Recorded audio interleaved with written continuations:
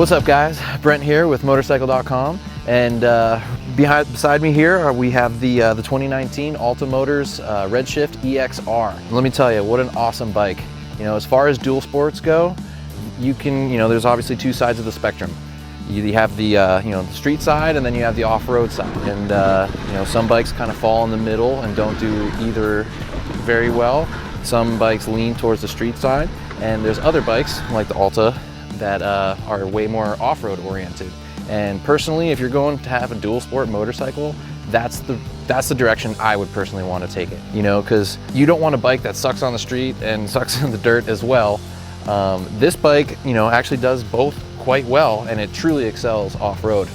It's essentially the Alta Redshift MXR, motocross bike with a license plate, tail lights, headlight, turn signals, an 18-inch rear tire, and a kickstand, of course. But other than that, it's really a dirt bike with knobby tires and a license plate. It's perfect. It's exactly what I would want if I was buying a dual sport motorcycle. We rode the bike yesterday on-road. We did a little on-road as well today, but yesterday we rode around San Francisco and up and down the hills, by the Golden Gate Bridge. It was really great. From stoplight to stoplight, this motorcycle has so much torque. 42 foot-pounds to be exact. Going from stoplight to stoplight is so much fun. You literally, you can just whack the throttle, and in any one of the four maps, you can break the tire loose. It goes 1 to 4 from mild to wild, and you can get around town in first and map 1 all day long, no problem. Same with the off-road, and then as the maps ramp up, so does the power. And it really wants to go, especially in fourth. The cool thing about the 2019 Redshift EXR compared to the 2018 EX is that it has 8 more horsepower. It went from 42 to 50 horsepower. It also got a boost in torque. But the real kind of awesome thing is that the 2019 more powerful EXR is $500 cheaper than the 2018 EX. So you really can't argue there. It's got updated componentry, improved valving and dampening on the shocks. The geometry on the linkage is a little bit different. Being an off-road oriented dual sport, the knobbies are they are DOT rated. They're Metzlers, and they work well on the road. Obviously you're gonna not want to get too throttle happy because it's very easy to break the rear end loose, as somebody to be left anonymous found out before we even left the parking lot. It wasn't me. Disclaimer. But on the street, it runs great. It's got a top speed of about 71 or 75 miles an hour. So, it'll run with traffic. You're not going to want to go, 100 miles down the freeway with it. But, if you just have to jump on the freeway and go a few miles to your, next destination, whether it be from trail to trail or, down the road, it'll do it no problem. As far as the bike's geometry, the rake, it's 26.3 degrees. So it's a little steeper than most off-road trail bikes. Most off-road trail bikes are about 27, but I really like the 26-degree rake because it really kind of makes it nimble, especially in the trails. It turns effortlessly. You think it and it's already going. Oh my God, it's so much fun. So Alta's big thing basically is they want to empower every rider to be the best that they can be. And riding an Alta is really interesting. It takes a few minutes to get used to, from the regular internal combustion motor with the clutch and gear shift and whatnot.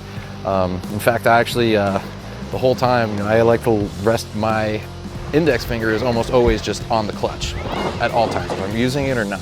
And I didn't know what to do with it for a while, but as soon as you kind of get acclimated, you forget all about the left-hand side of the bike. There's no shift lever, if there's no clutch, don't need it. But the real cool thing about the riding the Alta off-road especially is that in the super technical sections, woo! Are we gonna do that again? I found myself, oftentimes, sometimes I have to dab my foot, put it down and whatnot, but I found myself being able to balance so much easier because the bike is actually balanced very well, but also because the throttle inputs that you can give it are so smooth and calculated that just, you don't have to worry about clutching it, and you're never in the wrong gear. So as soon as you get on the gas, you can, you're right on your way. And balancing the bike and not fighting the herky-jerkiness of an internal combustion motor is really an advantage that the Alta has over regular bikes. Another thing I noticed was that by not having to worry about shifting, you really can focus on the trail or the path or road or what have you ahead of you. Because what I found was that you'd be coming into a turn and you could get on the gas like right away. You brake, you get right back on the gas, and you never have to worry about being in the wrong gear, and you don't have to worry about shifting either. It just keeps on pulling until you let go of the throttle. So I found it very easy to ride off-road, and it really inspired a lot of confidence. And I started off in map 1, and map 1 was fun. We basically rode a lot of single track today, like super technical, rocky, ruddy, lots of tree roots and stuff across the trail. And so you definitely would be clutching a lot on a regular gas bike. Whereas with this, you can literally just tractor up anything. You just give it gas and it goes. And the cool thing is that you can hear how the tire is hooking up or how it's not hooking up. If it's sliding, if it's grabbing.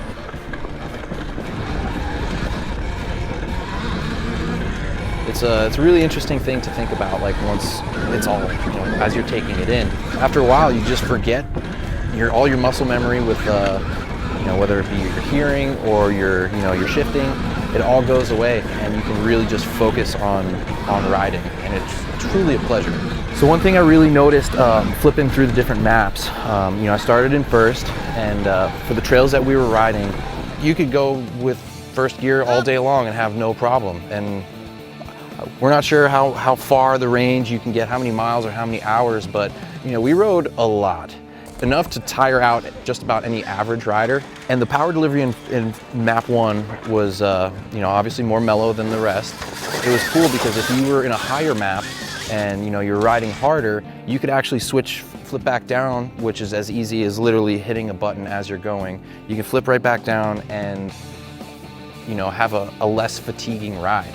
And the bike doesn't accelerate as hard. It just it's just a more mellow power delivery.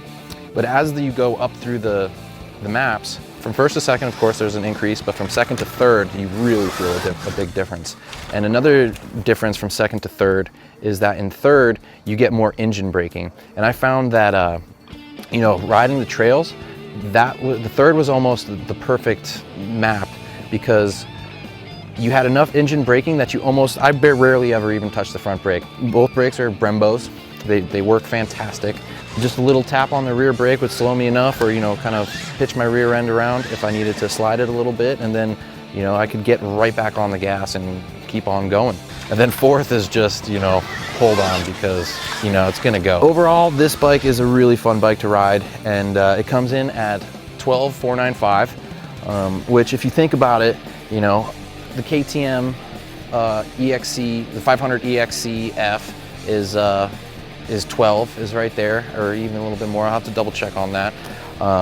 Same with the Husqvarna FE501, so it's really priced competitively with its competitor. And as far as what you get for your dollar, you're getting a lot. You got WP suspension, you got Warp 9 wheels, you got Metzeler tires, you already got Cycra handguards. A lot of the upgrades that you would normally purchase in the aftermarket are already there. So that also saves cost. But one thing you will want to leave room in your budget for is tires, because the torque on this thing it's so much fun that you just want to wrap the throttle and just hear the tire spin. It's so cool. But overall, we're super impressed with what Alta's come up with, and it's a really fun bike, and I can't wait to see where it goes and how it's going to change the future of not only dirt biking, but street bikes as well.